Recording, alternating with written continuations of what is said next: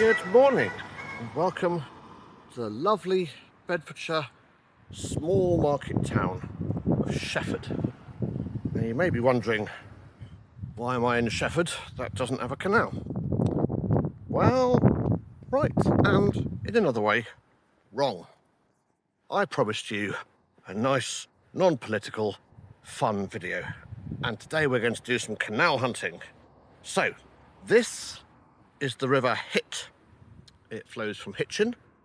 A little bit further up, this is Southbridge, a little bit further up at Northbridge, there is the River Flit, which flows from Flitwick. And they join together, and a little bit further on, they flow into the River Ivel, which then flows up to the River Ouse, which is navigable. Now, so far so random, but one of the things you might not know is that this road here on the right is called the Wharf, which gives us our first clue. Now, when we talk about abandoned or lost canals, they almost exclusively fall into one of three categories. Category one are canals that are just gone, completely not there, houses built over them, no, very few artefacts left. Examples of that include the Bentley Canal in the Black Country, the Newport Pagnell Canal, which I did a video on a couple of weeks ago, things like that. The Croydon Canal in South London. The second category are canals that are there, but have been sufficiently built over or whatever over the intervening 150 years that they are beyond saving, and so no significant interest exists in restoring them. And the third category are canals that are actively under restoration. Today's canal is in a category I think almost exclusively of its own, and that is a canal which is still there, 100% restorable, no major problems in the way, and which is utterly and completely and totally forgotten. If you do a search on the internet for most canals, you will find a website about them. If you do a search for the Shefford Canal on the internet, you will find 3 lines in the article about the River Flit. You will find a very basic website outlining a talk which was given to the Inland Waterways Association 25 years ago. Very nice talk though it was, and very interesting though it is. And basically nothing else. So what on earth is the Shefford Canal? Well, if you look on Google Maps, you will find it incorrectly labelled as the Ivel Navigation. But it flows into the Ivel Navigation. The Ivel Navigation, not very surprisingly, is a canalisation of the River Ivel, and it was made in the sort of first great wave of canal mania in the 1760s, and it was pretty successful until the railways came. And it's at Biggleswade, where the Ivel Navigation ends, that the Shefford Canal starts. The Shefford Canal was a 2-mile, 3-lock, I think, or maybe 4 lock extension to the Ivel Navigation, which ran here to the wharf at Southbridge. It also branched off just behind me. You can't quite see, but we'll go down and have a look. There is a second branch which goes over to Northbridge, where there was a second wharf, and that opened in the 1820s and only lasted until the 1860s, so much like Newport Pagnell Canal. Much like the Newport Pagnell Canal, it was the railways that killed it. There you go, there's the second branch. Unlike the Newport Pagnell Canal, it was not purchased to be turned into a railway. They just basically walked away and left it. And that makes this very interesting to me because in the 50s and 60s, there were hundreds and hundreds of miles of canal which were just abandoned, walked away and left, and which you could totally go and explore. But they are vanishingly, I would say, completely rare now. I'm prepared to be wrong, but I think this is the last canal left, which is in its sort of, looks like a 1960s abandoned state. Runs for 2.3 miles up to Biggleswade, and it is remarkably complete. I mean, it's in water here. This is still the course of what is now the River Flit. The Hit joined it just back at that junction, and the river itself disappears off underneath that tree there. But here, round about where that post is the first bit of filled-in canal, and it's not, to be fair, very well filled in. I mean, you can still totally see where it was. When you get filled-in chunks of canal, what you tend to get is different plants growing in it, because it's obviously retains water because they don't move the clay lining, and it is different soil that they've put in. So we can see these broadleaf plants here. Don't know what they are, but they are growing in the track of the canal. Now we're going to walk up the line of the canal, and it's going to get progressively more and more interesting until right at the end, well, not right at the end, but near the end, I've got a major treat for you, which I'm very excited about, and I hope you will be too. But before we get there, let's go and have a look at the first lock. This is the least exciting of the locks.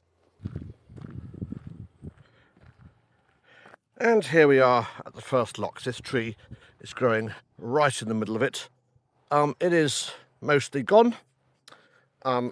This path here is roughly over one end of it. The lock wall on this side is basically still there, but is behind a whole bunch of, undergrowth and nettles and what have you. The lock wall on this side has been destroyed, gone, long since, but the actual track of the lock is still perfectly still there, and you can totally see it. So far this looks a bit Newport Pagnell Canal-y, doesn't it? Sort of basically not there. You could follow where it once was. But if you come with me, we will find some rather better remains soon. Right, here is a part where what is on the ground and what you can see from the maps is interesting, because you would expect there's a big ditch there, and you would expect that would totally be the line of the canal, and that when it goes across here to that bridge, that's the line of the canal. It actually isn't. That is the line of the, it is a canalised chunk of the Hit, which was there to act as an overflow or a water feed. Canal itself comes underneath my feet now and goes out to the right, more or less through this bush, and they join up together. And from now on in, we have got ourselves a actual canal channel, complete, not partially filled in, not, way shallower than it used to be. It's empty of water, but with a few works to remove trees and stuff, you could 100% fill this channel with water, and it would just work. So the only thing that has been lost so far is about 100 yards of canal and one lock chamber. So far, this canal is hugely restorable. Here's another shot of the canal track, and as you can see, it is, perfectly still there. What I'm going to do now is I am going to jump forward a little bit. I'm going to walk up another half a mile or so, and we're going to start to find some actual proper remains that are really worth looking at. So I'll see you there. Well, here we are about half a mile further up along the canal, and whilst it might principally look like undergrowth to you, if you have a look over here, you can see that the trees are growing at a considerably lower level. That is the canal. The whole canal is absolutely still here. It merely needs to be, have the trees cleared out of it. To be fair, the footpath could do with a bit of clearing up as well. This is an official footpath, or you have to sort of duck under trees to get through. Now, I have timed this quite badly. I had hoped to show you what is basically here, which is a set of built remains. It is a spillway going out into the River Flit. You see, the Flit joined the track of the canal more or less where you left me last time, and it shares the bed of the canal. Here it is, the River Flit, up until where we are roughly here now, and at that point it branches off to the right, and the canal is left to cut across a big loop and shorten the distance which the boats had to travel. And that's kind of good for us, because it means that the built remains have been left more or less to their own devices since then. So, as I say, unfortunately, I've come out at the wrong time of year, because the whole thing is, you know, verdant with growth. If you come in the winter, you can actually see. Here is a diesel pump which a farmer has installed to extract water from the River Flit. And were we brave enough, which I'm not really, we could climb down that bank there behind the pump and see the spillway. Let's see if we can just get a glimpse of it. We may or may not be able to. Oh dear. It is a bit wet, which is a good thing. No, it is absolutely and totally overgrown. You're just going to have to take my word for it. That down there are big lumps of stone being carved out and are acting as a spillway. Although what you can see here, just about through the trees, is that the canal is in water, albeit at a relatively low level, since the destruction of the previous lock. Now then, let's walk out. We've got something rather more exciting to see in a minute. So I'm going to walk up to the top. We're going to go past a bridge which no longer exists, and then we'll get onto the genuinely cool piece of built remains which still absolutely is there. Let's crack on. And as we walk up here, we approach the old bridge. Now, I say the old bridge rather than the site of the old bridge, because the bridge is still there. It has just been buried. Now, actually, it's just the buttresses that have been there. The slab across the top of the bridge has been taken away, so the level of the traffic is a foot or so lower than it used to be. Here is the canal. Here it is coming up to the road. That's exciting, but you can see that we have got the remains of the cobbled towpath here that once led up to the bridge. And the bridge is here, buried underneath the road.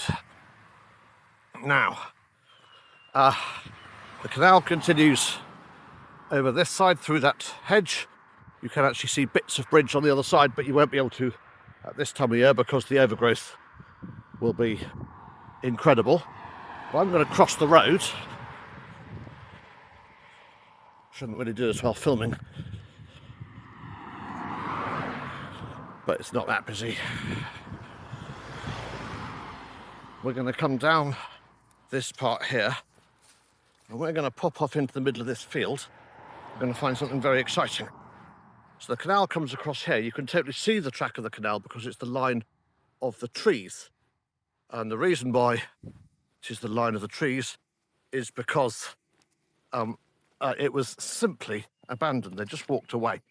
So this hasn't been filled in as such, except for the bit where I'm absolutely walking so the farmer can access his fields. It hasn't been filled in as such. It's just been left to basically collapse in on itself. But the whole bed of the canal is absolutely still there. Now, I need to be careful to not tread on the farmer's plants. As you know, canal hunting is fun, but he still has to make a living, doesn't he? Mind you, looking at these plants, I'm not 100% convinced that he's going to be harvesting too much. Mind you, what do I know? And I'll fast forward a bit until we find the really exciting bit.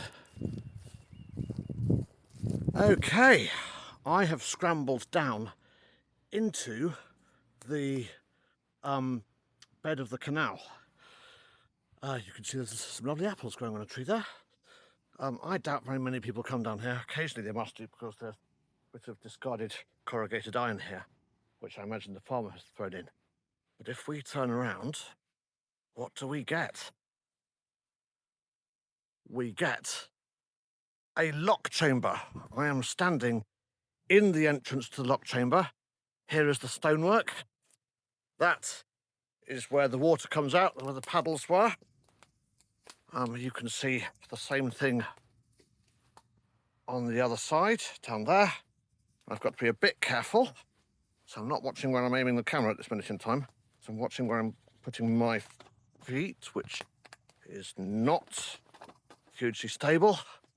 But if you look, you can see down, I'm standing on the sill of the lock.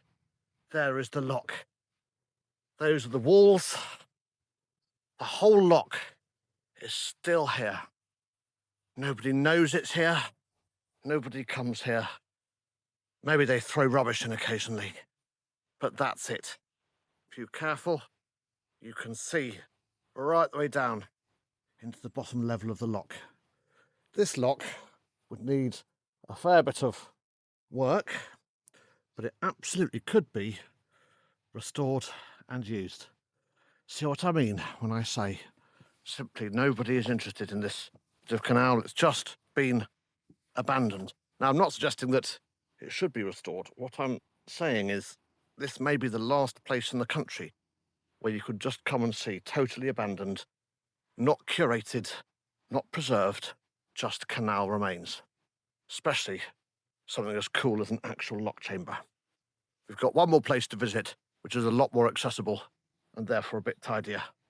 So let's walk around there. You'll be amazed to learn I'm not going to video myself attempting to scramble up where I came in, which is here, and is going to be extremely undignified. I'll see you in a bit. Okay, hello. So for our final bit of this video, we are on Mill Lane, just outside Langford, which is the small sort of village stroke town just before Shefford. That's before Biggleswade, sorry. And Mill Lane is slightly relevant here because as we walk down towards the remains of the canal, we need to talk a little bit about the history of the canal and why it was where it was and why it ended when it ended. This, that may not look like it, it's not a canal, it's a mill stream, and Mill Lane is well named. At one point in Bedfordshire there were 360 odd mills, mostly flour and grain mills, and they produced feed for animals and flour and breakfast cereals. In fact, up until relatively recently, nearly all of the wheat for Weetabix came from this area. By the early years of the 20th century, frankly, the mills were not profitable, and it became fairly standard practice for owners to basically burn them down for the insurance. This is where the mill was. It was burnt down for the insurance. Sorry, it burnt down in mysterious circumstances in the 1920s, and the owners got an insurance payout. There is in fact only one working mill, I think, left in Bedfordshire, and that is Jordan's Mill, which is slightly further up on the River Rifle navigation at Tempsford. It is, if you've ever been to the supermarket and you've seen packets of Jordan's Country Crisp, it's that Jordan's Mill, and it still grinds the cereals for its breakfast cereal in the original water mill, or at least a proportion of them.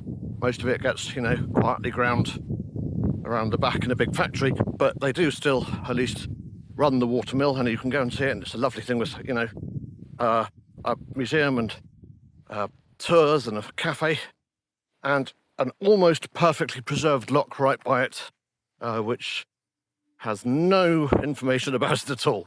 But there you go, you can't have everything. Now, here we are at the last gasp of the canal. As you can see, it is in water, very substantially in water, and it is effectively, bar dredging and the odd plant, basically navigable from here. I mean, if you could get a boat to it. But that's not what we're here to see. The canal ends about 400 yards in that direction, where it joins the River Ivel. But more interestingly, in this direction, what do we see? We see a lock chamber, all still there, all ready, good to go. You can see the sill at the back with the water gushing over it. You can see the spaces for the gates. You can't see the paddle holes because obviously it's full of water. But this is the last of the locks on the line of the canal, and nice and accessible. If you come in the winter, you can actually really clearly see the lock walls. But this would genuinely only require gates being put on it and a bit of tidying up, and it will be good to go. So, I hope you have enjoyed this little wander down the Shefford Canal. Tell me in the comments if I'm wrong.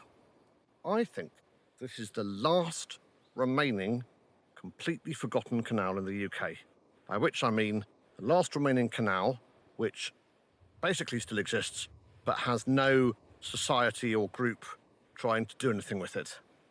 I'm not actually certain that's a terrible thing. I think it's rather nice to be able to wander through the woods and just find a random lock chamber which no one has ever seen, or no one has seen for lots and lots of time. And bearing in mind that this canal, essentially it was really profitable when it opened in the 1820s, and by the 1850s the railways had come, and the canal more or less died overnight. And so they didn't bother decommissioning it, building a railway on it, filling it in, all the rest of it. They just walked away. And that's the condition you see it in today. If you enjoy these videos, please do remember to like and subscribe. I hope this is a more cheerful video than the last couple I've posted. And I will see you all for another cheerful video next time. Goodbye.